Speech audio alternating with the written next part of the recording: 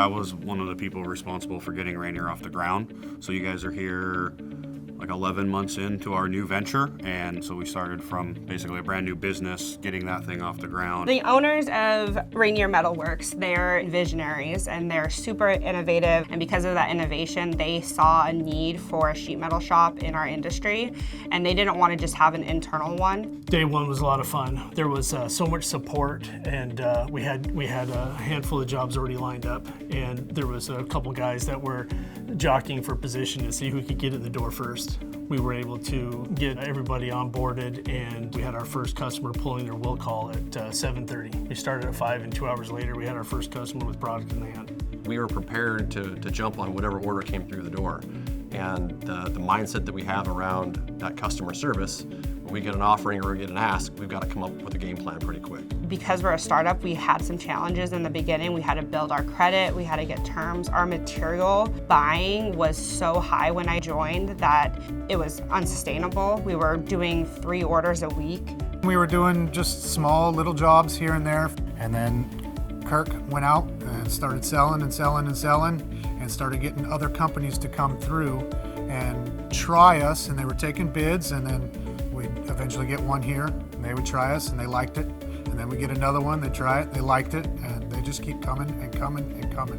We were pretty busy the first half of the year, hit the ground running, and we saw a little bit of a slow point. We hired a salesperson, and immediately she started, and we saw that growth. We saw what that potential held, and now every week is a new milestone. I've never worked for a company that had just started, so it's kind of nice being able to be a part of that growth and starting from the ground up.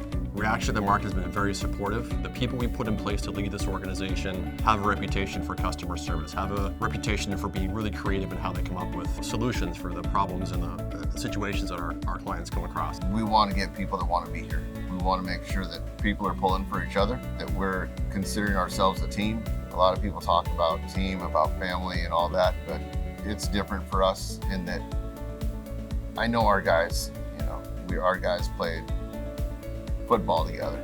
I know their kids' names, what sports they play. Some of the guys that come to my kids' sports events. To me, that's the difference, and we're more of a real team, a real family almost. We care about each other. He's a football coach, so he looks across the organization, he sees 10 or 11 people on a football field and knows how to put people in position to be successful. I coach my son's football team and baseball team. I'm coaching my daughter's select softball team. And it's kind of funny that a lot of the stuff that I work with kids on, I do the same thing with grown adults. It's not different. And he will be out there on the floor himself saying, hey, how fast can you make that piece? How about you race me? Let's have some fun, let's have some competition. So there's fun, there's training, there's accountability. That turns into a pretty strong team. Working for something bigger than yourself, pulling for the guy next to you, helping each other develop, whether it's through healthy competition or just enjoying working with each other and training the younger guys. Some of the guys that are working for me trained me and have helped me along the way. For me, it's the camaraderie with the guys. We all trust in each other. That coaching mentality, it's like bringing everybody up around you. So you're not really the one that's really expecting to take the light of every situation, right? So when your success is our success. How do you get people to want to churn out orders day of?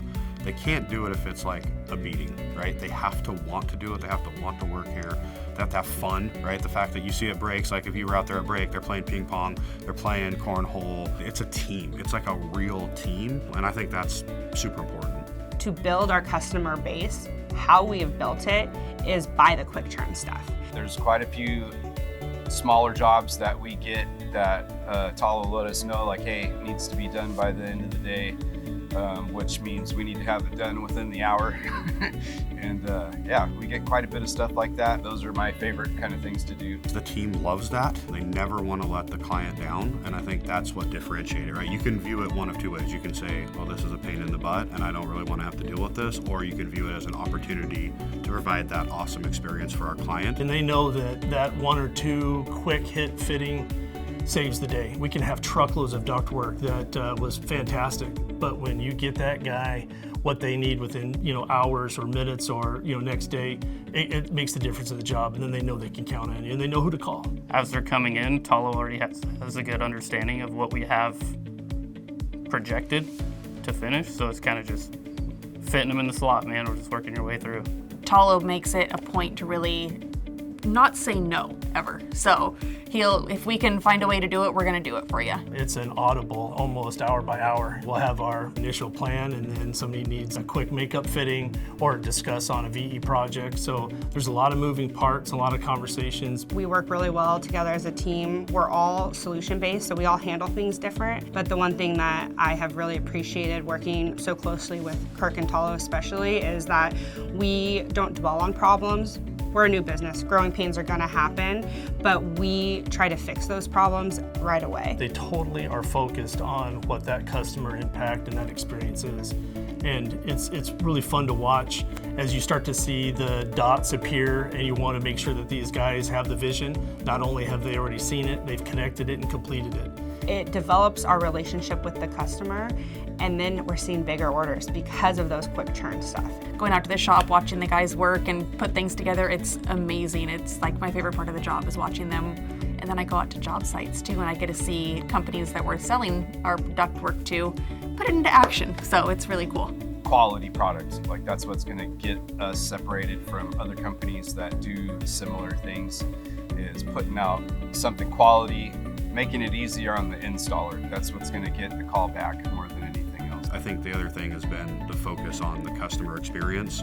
As procurers of ductwork for years, we wanted to kind of focus and bring a different offering to the market, which is really our primary focus is on the customer experience.